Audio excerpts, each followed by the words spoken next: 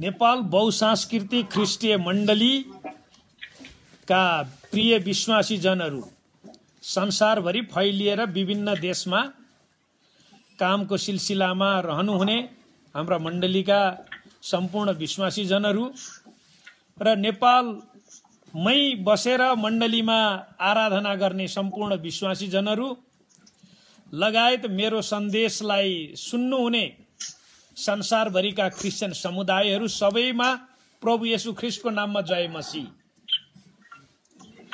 सदा झैं लकडाउनको कारणले मण्डलीमा उपस्थित हुन नसकेको कारणले गर्दा हामी अनलाइनमा सेवाकाई गरिराखेका छौं र आज पनि मैले तपाईहरुको बीचमा परमेश्वरको सन्देश लिएर आएको छु।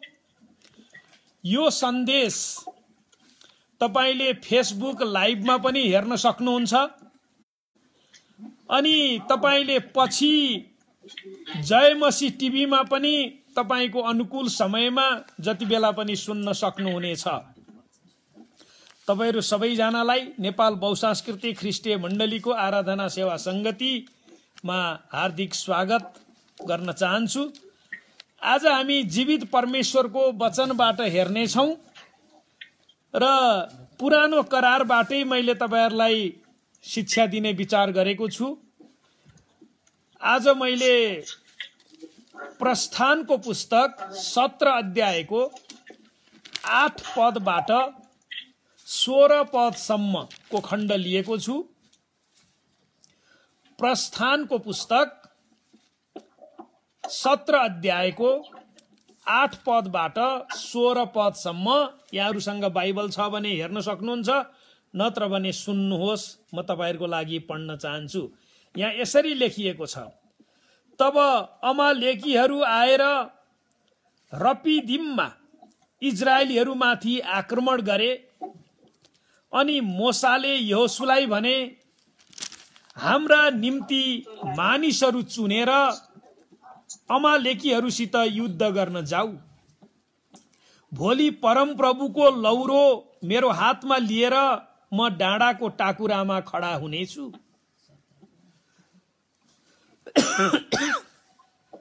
तब मोसाले तिनलाई भने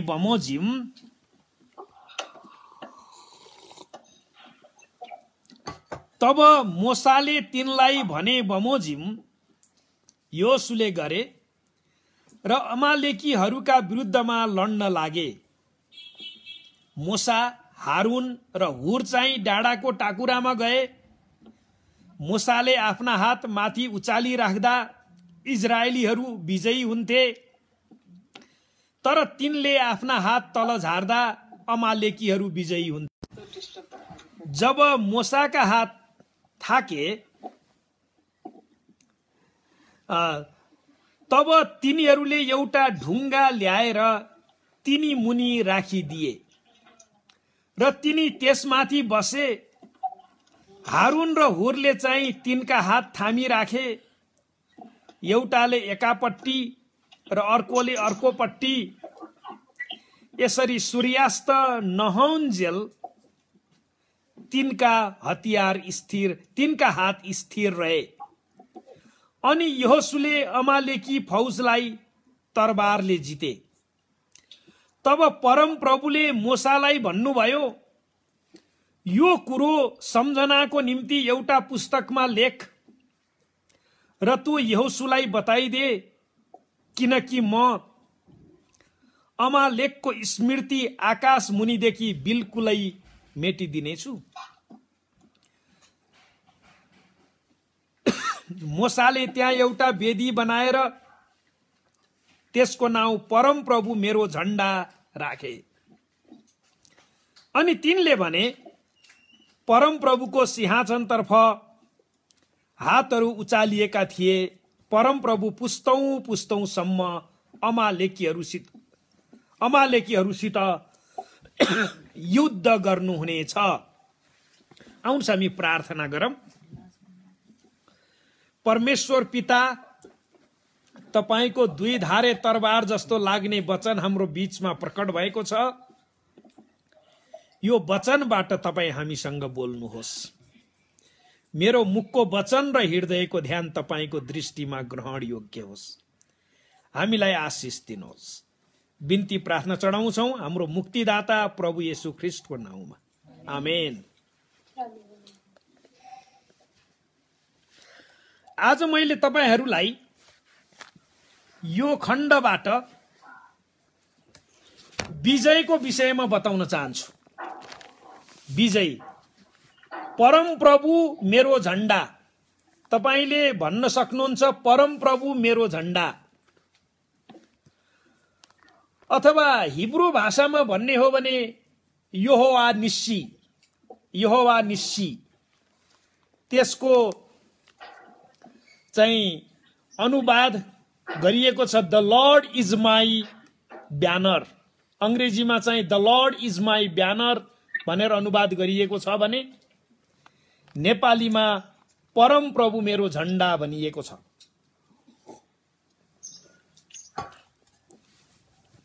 यहाँको एउटा प्रसंग, यो खण्ड बुझ्नको लागि एउटा प्रसंग बुझ्नुपर्छ। कस्तो प्रसंग बुझ्नुपर्छ भने यी अमालेकीहरू को थिए जससँग इजरायलीहरू युद्ध गर्न पर्थ्यो। यो कुरा बुझ्न हामीले अलिकति अब्राहमको पृष्ठभूमि पनि हेर्नुपर्छ। अब्राहमका दुई भाइ छोरा थिए, एक भाइ छोरा इसहाक, दुई भाइ थिए। अर्को इस्माइलको हामी त्यति चर्चा गर्दैनौं, हामीले चर्चा गर्ने इसहाकको। अनि इसहाकको पनि दुई भाइ छोरा थिए, याकुब र एसाव। एसावको पनि त्यति हामीले चर्चा गर्दैनौं, हामीले याकुबको मात्रै चर्चा गर्छौं। याकुबका 12 भाइ छोराहरू थिए जसलाई इजरायलका 12 कुल भनेर भनिन्छ। र यी 12 कुलका सन्तान जो 430 वर्ष मिश्र देशमा बन्धनमा थिए, त्यसको इतिहासतिर पनि म जान्न। 430 वर्षको मिश्र देशको बन्धनबाट परमप्रभु परमेश्वरले दर्शन र आदेश दिनु भए अनुसार मोसाले तिनीहरूलाई मिश्र देशको फारोको दासत्वबाट छुटाएर उजाड स्थानको बाटोबाट ल्याउँदै थिए। मोसाले ल्याउँदै गर्दा बाटामा अमालेकीहरूसँग युद्ध सामना गर्न पर्यो। अमालेकीहरूले के गरेका थिए त? यहाँ आक्रमण भनेर लेख्या छ है। प्रस्थान 17 अध्यायको 8 पदमा अमालेकीहरू आएर रपिदिममा इजरायलीहरूमाथि आक्रमण गरे भनिया छ। तर यो आक्रमण के थियो त? कस्तो प्रकारको आक्रमण थियो? यो अमालेकीहरू को थिए? यी अमालेकीहरू भनेको इसहाकको जेठो छोरो एसाव, कान्छो छोरो याकुब, एसावको नातिहरू थिए, एसावको सन्तानहरू थिए जो अमालेकीको रूपमा इजरायलीहरूसँग युद्ध गर्न यहाँ देखा परेका थिए। तपाईहरु नबोल्नुस् है, यहाँ तपाई बोल्नु भयो भने यहाँ चाहिँ तपाईहरुलाई लाइभ दिनलाई यहाँ अर्को फेरि डिभाइस सँगै राखिया छ। तपाई बोल्दाखेरि अनि यो मेसेज जम्मै बेकार हुन्छ। सुन्न मन छैन भने बन्द गरिदिनुस्, नत्र पनि नबोल्नुस्।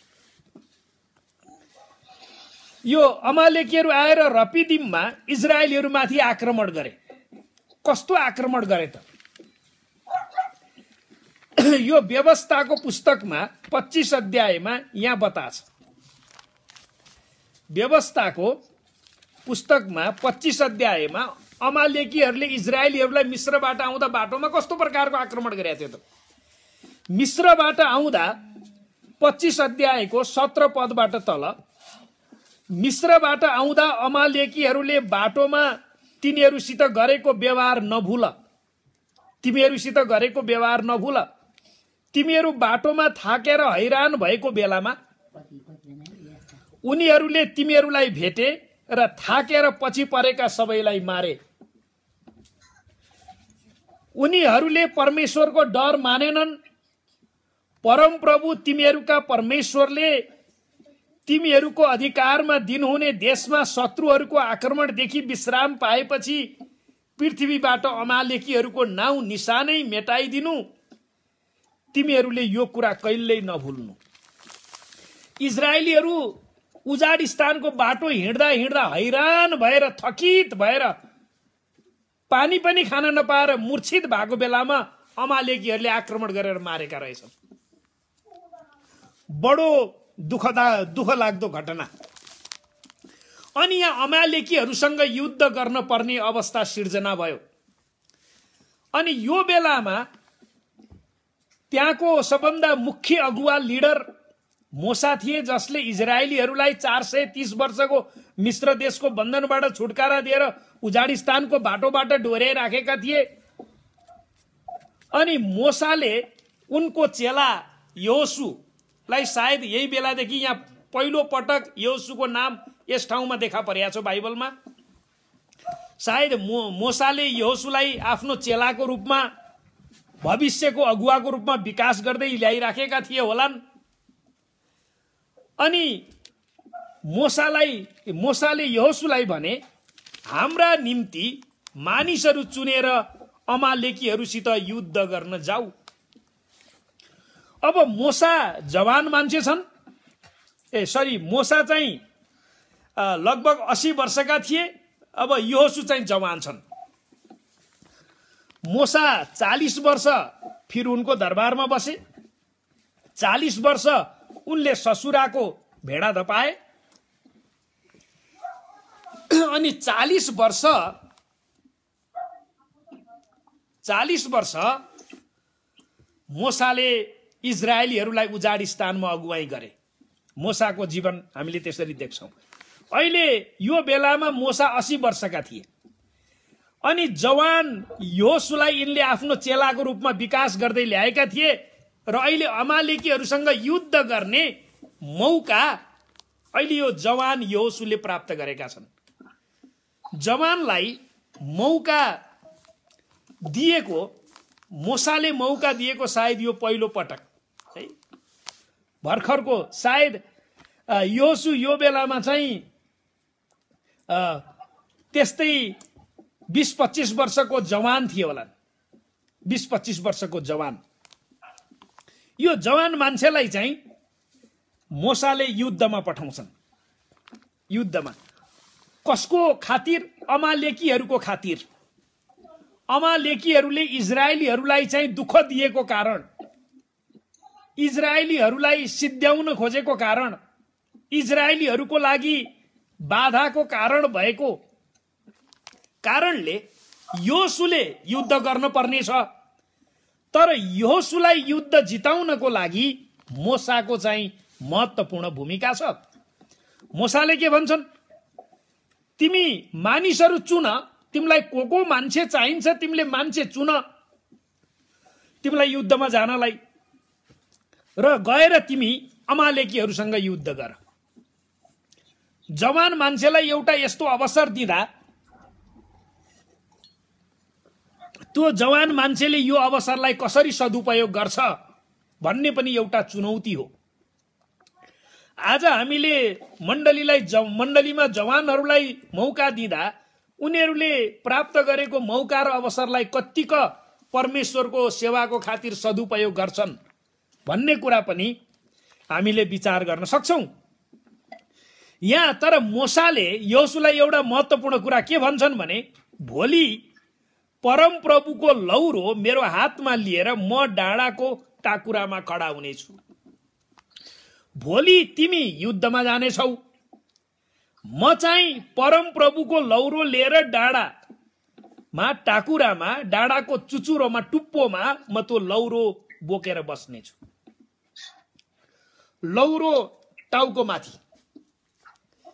त्यसले के देखाउँछ भने परमेश्वरको लौरो टाउको माथि समातेर परमेश्वरको डाँडामा बस्नुको अर्थ के देखाउँछ भने परमेश्वर माथिको विश्वास र भरोसालाई प्रकट गर्दछ। मोसामा परमेश्वर प्रति ठूलो विश्वास र भरोसा थियो। जब मोसा टाकुरामा गएर परमेश्वरको लौरो लिएर उनी बस्छन्, यहोशूले अमालेकीहरूसँग युद्ध जित्छ।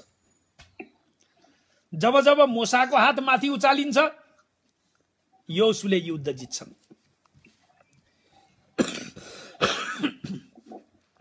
यहाँ हामीले बुझ्नुपर्ने कुरा के छ भने आफ्नो हात परम प्रभुतिर उचाली मोसाले परमेश्वरमा आफ्नो भरोसा र विश्वास प्रकट गरेका थिए अनि यहोशू चाहिँ युद्धमा थिए। यहाँ दुईटा प्रक्रिया चलिरहेछ। एउटा युद्धको प्रक्रिया चलिरहेछ, अर्कोतिर चाहिँ परमेश्वरलाई प्रार्थना गर्ने र धन्यवाद दिने प्रक्रिया चलिरहेछ। दुईटा प्रक्रिया सँगसँगै गइरहेछ। एउटा प्रक्रिया रोकिँदा अर्को प्रक्रिया पनि रोकिन्छ। मोसाले हात उचाल्न छोड्दा यहोशूले युद्ध हार्थे, मोसाको हात उचालिरहँदा यहोशूले युद्ध जित्थे। आजको नेपालको सन्दर्भमा, हाम्रो देशको सन्दर्भमा यो सन्देश सान्दर्भिक छ। मण्डली जहिले पनि सेवामा छ। मण्डली चर्च अन मिसन, हैन? मण्डली जहिले पनि सेवामा छ। मण्डलीसँग सेवा छ। जसरी आगो बल्नको लागि हो, मण्डली सेवाको लागि हो। मण्डली सेवाको, परमेश्वरको सेवा गर्नको लागि मण्डली जहिले पनि तयार हुन्छ। चाहे लकडाउनको अवस्था होस्, चाहे जेसुकै अवस्था होस्। यो दुईटा प्रक्रिया संसारमा चलिरहन्छ। अहिले तपाईले नेपालमा देख्नुभयो, एकजना पास्टरलाई अहिले हिरासतमा राखिएको छ र धेरै प्रकारका टीका टिप्पणी सामाजिक सञ्जालहरूमा आइराखेका छन्। धेरै प्रकारका टीका टिप्पणीहरू आइराखेका छन्। कति मण्डलीहरू बोल्न बन्द गरिसकेका छन्, कति मण्डलीहरू निरन्तर बोलिराखेका छन्, कति मण्डलीहरूले आफ्ना सन्देशहरू सामाजिक सञ्जालमा प्रयोग गर्न हुन्न भन्ने प्रकारले प्रस्तुत भइराखेका छन्। पवित्र धर्मशास्त्र बाइबलले हामीलाई के सिकाउँछ भने, हामीले एफिसी 6 अध्याय तपाईहरुले पल्टाउनुस्। एफिसी 6 अध्याय, मैले एफिसी 6 अध्यायको 1-2टा पद तपाईहरुलाई पढेर सुनाउँछु। एफिसी को पुस्तक 6 अध्याय, एफिसी 6 अध्यायको 10 पदबाट 13 पदसम्म म पढ्छु। एफिसी को पुस्तक 6 अध्यायको 10 पदबाट 13 पदसम्म। अब अन्त्यमा प्रभु र उहाँका शक्तिको सामर्थ्यमा बलवान हौ, दियाबलसका युक्तिहरूका विरुद्धमा खडा हुन सक्नलाई परमेश्वरका सारा हात हतियार धारण गर, किनकि हामीहरूको युद्ध शरीर र रगतको विरुद्ध होइन, तर प्रधानताहरूका विरुद्ध, शक्तिहरूका विरुद्ध, वर्तमान अन्धकारका सांसारिक शासकहरूका विरुद्ध र स्वर्गीय स्थानहरूमा भएको दुष्टाइका आत्मिक सेनाहरूका विरुद्ध हो। यसै कारण परमेश्वरका सारा हात हतियार उठाओ र यसरी खराब दिनको सामना गर्न सक र सबै काम गरेर खडा हुन सक्ने हो। याद गर्नुहोस्, हाम्रो युद्ध शरीर र रगतको विरुद्ध होइन, तर प्रधानताहरूका विरुद्ध, शक्तिहरूका विरुद्ध, वर्तमान अन्धकारका सांसारिक शासकहरूका विरुद्ध र स्वर्गीय स्थानहरूमा भएका दुष्टाइका आत्मिक सेनाहरूका विरुद्ध हो। हामीले कसैसँग पनि शारीरिक युद्ध गर्दैनौं। शारीरिक युद्धको कुरा गर्नु ईसाई विश्वासमा खतरनाक कुरा हो। ईसाई विश्वासले यस्ता कुरा गर्दैन। हामीले मानिसहरूलाई परमेश्वरको नाममा विश्वास गरेर मुक्ति हुने कुराको प्रचार गर्छौं। येशू प्रभुको बलिदानले मानिस जातिको मुक्ति हुने कुराको प्रचार गर्छौं। र सांसारिक शक्ति र सामर्थ्य जसरी ईसाई विश्वासको विरुद्ध अहिले प्रस्तुत भइराखेको छ, नेपालमा लगायत विभिन्न देशहरूमा ईसाई विश्वासको विरुद्धमा यो सांसारिक शक्तिहरू देखा परिराखेका छ र यो शक्तिलाई जित्ने एउटा मात्र उपाय भनेको मोसा जस्तै परमप्रभु परमेश्वरमा आफ्नो भरोसा र विश्वास राखेर परमप्रभुको टाकुरोमा परमप्रभुमा प्रार्थना र विश्वास र भक्तिका साथ लागिरहन पर्छ। र जवान पार्टीहरू युद्धमा जान पर्छ, परमेश्वरको सेवाको काममा, सुसमाचार प्रचार गर्ने काममा, मानिसहरूलाई साक्षी दिने काममा भने मण्डलीका पास्टर, एल्डर, डिकन लगायत सबै जो जति अगुवाहरू हुनुहुन्छ उहाँहरू चाहिँ परमेश्वरको लौरो लिएर है, परमेश्वरको लौरो लिएर परमेश्वरको डाँडामा खडा हुनुपर्ने छ विजयको लागि। यहाँ यो विजयको प्रार्थनामा मोसाले महसुस गरेको कुरा के छ भने इजरायलको सामर्थ्य र विजय चाहिँ प्रार्थनाबाट आउँछ, विश्वास र आज्ञा पालनबाट आउँछ। एउटा ईसाईको जीवनमा विजय कहाँबाट आउँछ? प्रार्थना, विश्वास र आज्ञा पालनद्वारा। निरन्तर रूपमा परमेश्वरको उपस्थितिमा जिउने कुराले चाहिँ हामीलाई हाम्रो जीवनमा चाहिँ विजय दिन्छ। निरन्तर प्रार्थना, विश्वास र आज्ञा पालनद्वारा निरन्तर परमेश्वरको सामु, परमेश्वरको उपस्थितिमा उहाँमा निर्भर भएर जिउने कुराको एउटा सुनिश्चितताले मात्र हाम्रो जीवनमा विजय ल्याउन सक्छ। तर कहिलेकाहीँ यसरी प्रार्थना गर्दा मान्छे थाक्दो रहेछ। यहाँ तपाईले हेर्नुभयो भने डाँडामा मोसाले प्रार्थना गर्थे, तिनको हात थाक्थ्यो। यहाँ 11 पदमा छ, मोसाले आफ्ना हात माथि उचाली राख्दा इजरायलीहरू विजयी हुन्थे, तर तिनले आफ्ना हात तल झार्दा अमालेकीहरू विजयी हुन्थे।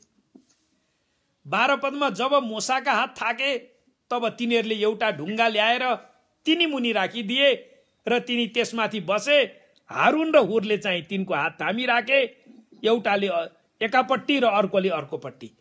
यसरी सूर्यास्त नहुन्जेलसम्म तिनका हात स्थिर रहे अनि योसुले अमालेकी फौजलाई तरबारले जिते। मोसाले यसरी हात उचालिराखेका थिए। तपाईले कति कति घण्टा हात उचाल्न सक्नुहुन्छ? तपाईले अभ्यास गर्नुहोस्। 5 मिनट उचालेपछि तपाईको हात दुख्छ। तपाईले हैन अझै उचाल्छु भनेर बल गर्नुभयो भने अर्को 5 मिनट उचाल्न सक्नुहुन्छ। त्यसपछि तपाईले हात तल झार्नु पर्छ। तर यहाँ हारुन र हुरले चाहिँ मोसालाई सहायता गरेका छन् ताकि मोसाको हात थाक्यो भने तिनीहरूले चाहिँ समात्दिने, यो मोसाको हात तल झर्न नदिने। मोसा परमेश्वरको लौरो लिएर डाँडामा टाकुरामा खडा भएका छन्। आज परमेश्वरको लौरो परमेश्वरको वचन हो।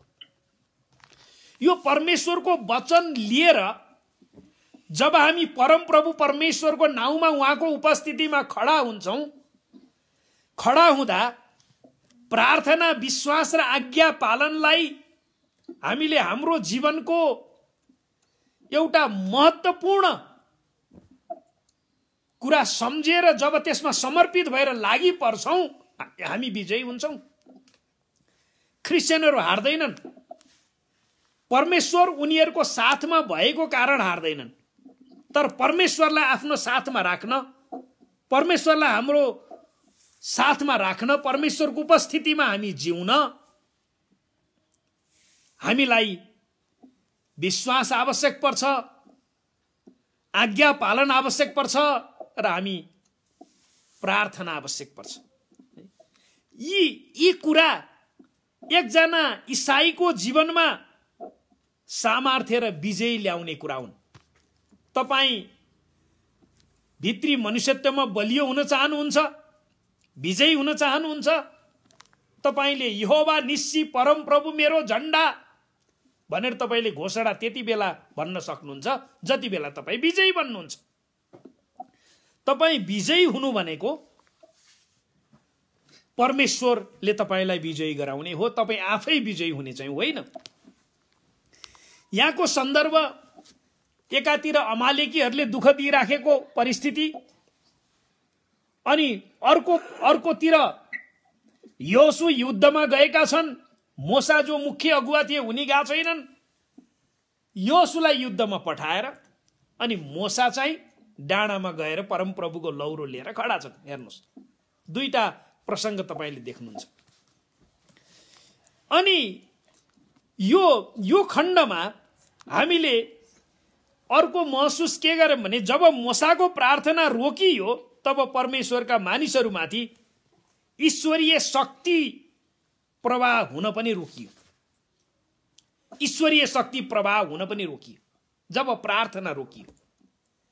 अहिले नेपालमा प्रार्थनाको अभियान चलिराखेको छ र एउटा नेपाल राष्ट्रव्यापी प्रार्थना गर्ने भन्ने एउटा समूह मिलेर प्रार्थना गरिराखेको छ।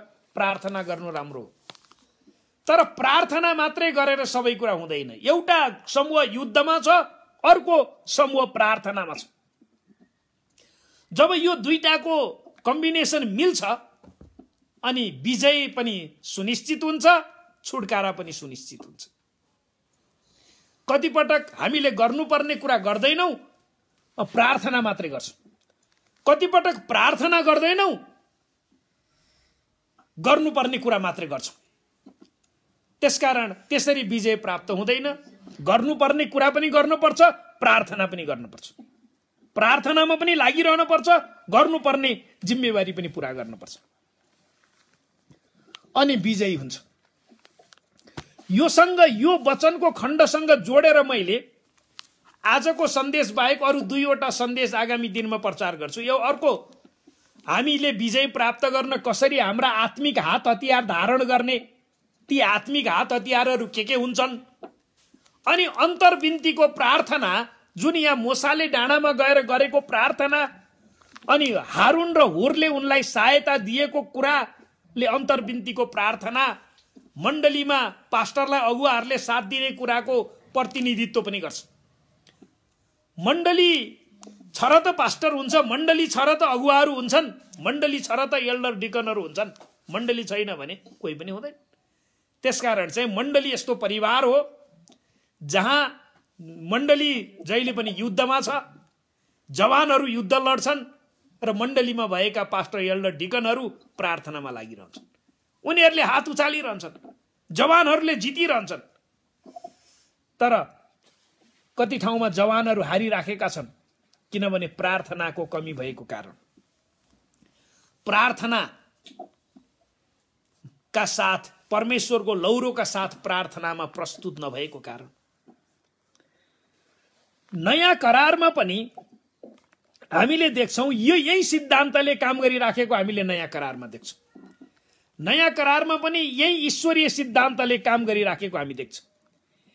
यदि दैनिक प्रार्थनामा हामीले परमेश्वरलाई पुकार्न असफल भयौं भने भक्तिमय जीवन, सुरक्षा, आशिष र अनुग्रह पनि हामीतिर आउन रोकिन्छ।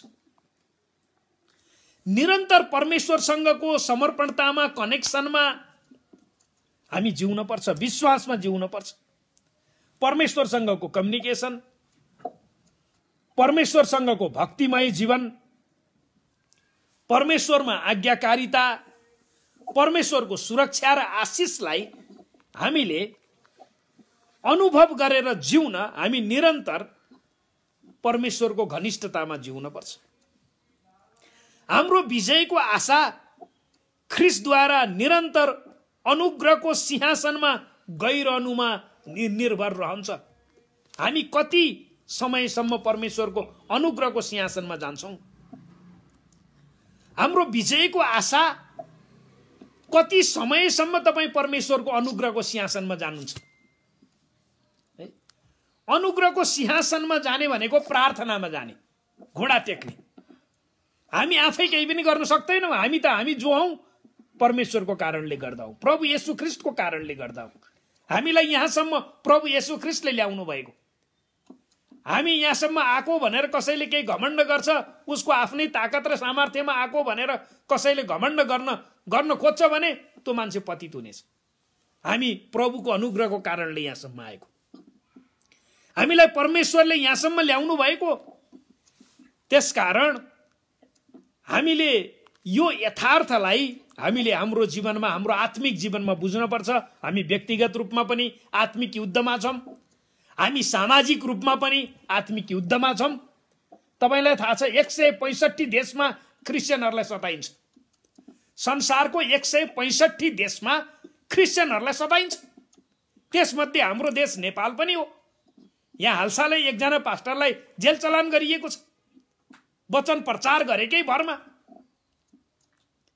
त्यसकारण तपाई र म हामी प्रार्थनामा पनि हामी जानुपर्छ र हामीले हाम्रो गर्नुपर्ने कर्तव्य पनि पूरा गर्नुपर्छ। दुईटा सँगसँगै योशु जस्ता जवान भाइ बहिनीहरू युद्धमा हुन्छन्। उनीहरूलाई सांसारिक शक्तिले उनीहरूलाई आक्रमण गर्न खोज्छ, तर मोसा जस्ता अगुवाहरू जब परमेश्वरको चुचुरोमा परमेश्वरको वचन लिएर खडा भएर वचनलाई दाबी गरेर जब स्तुति प्रशंसा र प्रार्थनामा लागिरहन्छन्, मैदानमा गएका योशुहरू विजयी हुन्छन्। त्यसकारण यो प्रक्रिया मण्डलीमा सधैँ चलिरहन्छ, हाम्रो जीवनमा सधैँ चलिरहन्छ। त्यसकारण यो यथार्थलाई मण्डलीले जहिले पनि सिरोपर गरेर, यी कुरालाई मध्यनजर गरेर मण्डली परमेश्वरको सेवामा समर्पित भएर अगाडि बढ्नुपर्छ। यसद्वारा हामीलाई आवश्यक परेको समयमा हामीले परमेश्वरबाट सहायता, शक्ति र अनुग्रह प्राप्त गर्न सक्छौं अनि हामी विजयी हुन सक्छौं। त्यसकारण हामी विजयी हुने कुराको सुनिश्चितता चाहिँ यही दुईटा कुरामा छ। गर्नुपर्ने कर्तव्य पनि पूरा गर्नु पर्यो अनि परमेश्वरको उपस्थितिमा पनि जिउन पर्यो। यो दुईटै कुरा, जब दुईटै कुरा सँगसँगै जान्छन् अनि योशु जस्ता भाइ बहिनीहरूले जित्छन्।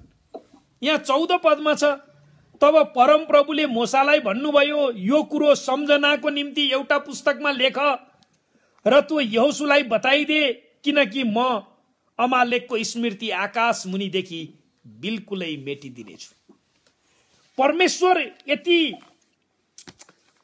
यति स्पष्टसँग इजरायलीसँग बोल्नु भएको छ कि यो अमालेकीहरू जुन तिमीहरूको लागि पासोको कारण भएका छन्, तिनीहरूलाई यो आकाश मुनि मैले तिनीहरूको नामो निशानै मेटिदिनेछु।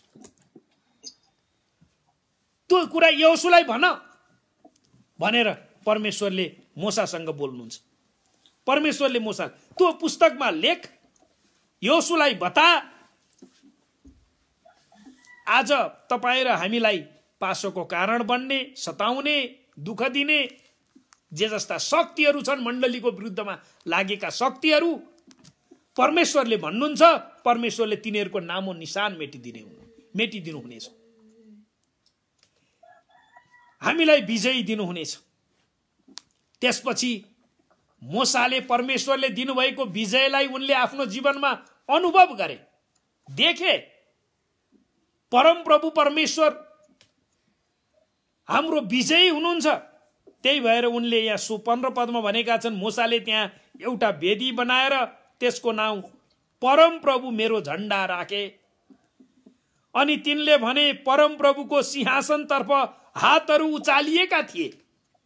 हेर्नुस् है, विजयी त्यसै आउँदैन, परम प्रभु परमेश्वरको सिंहासनतर्फ हातहरू उचालिएका थिए। परम प्रभु पुस्तौंसम्म अमालेकीहरूसँग युद्ध गर्नुहुनेछ।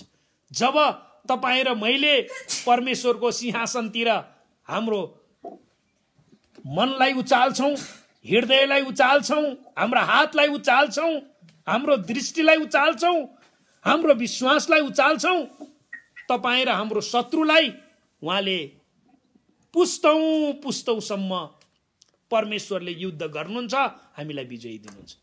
आज तपाईं र मेरो सट्टामा प्रभु येशू ख्रीष्ट कल्वरीको क्रुसमा बलिदान हुनुभएको छ।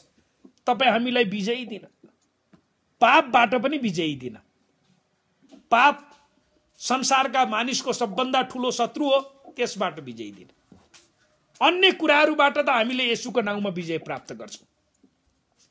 तर आज हामी बलियो भएर है सामर्थ्य प्राप्त गरेर प्रार्थना, विश्वास र आज्ञा पालनद्वारा परमेश्वरको उपस्थितिमा यदि निरन्तर हामी जानलाई आफूलाई अर्पण गर्छौँ भने हामी परमेश्वरको विजयमा जिउन सक्छौँ र तपाईले भन्न सक्नुहुन्छ परमप्रभु मेरो झण्डा हुनुहुन्छ। परमप्रभु मेरो झण्डा, परमेश्वर मेरो विजयी, यहोवा निस्सी भनेर भन्न सक्नुहुन्छ, जसरी मूसाले पनि भन्न सकेका थिए। त्यसकारण चाहे लकडाउनको कुरा होस्, चाहे जेसुकै होस्, परमप्रभुको उपस्थितिमा जाने, प्रार्थना गर्ने र हामी युद्धमा छौँ भन्ने कुरालाई हामीले कहिले पनि बिर्सनु हुँदैन। अनि एउटा कुरा याद गर्नुहोस्, हाम्रो युद्ध यो संसारको रगत र मासुको विरुद्ध होइन। हाम्रो युद्ध चाहिँ रगत र मासुको विरुद्ध होइन। अनि मैले आउने आगामी दिनमा आत्मिक हात हतियारको विषयमा बताउने छु अनि अन्तर्विन्तीको प्रार्थनाको विषयमा बताउँछु, जुन मूसाले इजरायलीहरूको लागि यहाँ डाँडामा गएर गरे र यहोशू विजयी भए। हाम्रो जीवनमा हाम्रा केही त्यस्ता अमालेकी जस्ता हामीलाई थकित र दुखित गराएर हाम्रो ज्यानै लिने जस्ता समस्या शत्रु छन् भने तपाई परमेश्वरको सिंहासनतिर आफ्नो हात उचाल्नुहोस्, प्रार्थना, विश्वास, भरोसा र आज्ञाकारिताका साथ आफूलाई परमेश्वरमा अर्पण गर्नुहोस्, तपाई हामी विजयी हुनेछौँ। प्रभुले हामीहरू सबैजनालाई यो वचनबाट आशीर्वाद दिनुभएको होस्, परमेश्वरको महिमा भएको होस्। धन्यवाद। जय मसीह। अब हामी आशिषको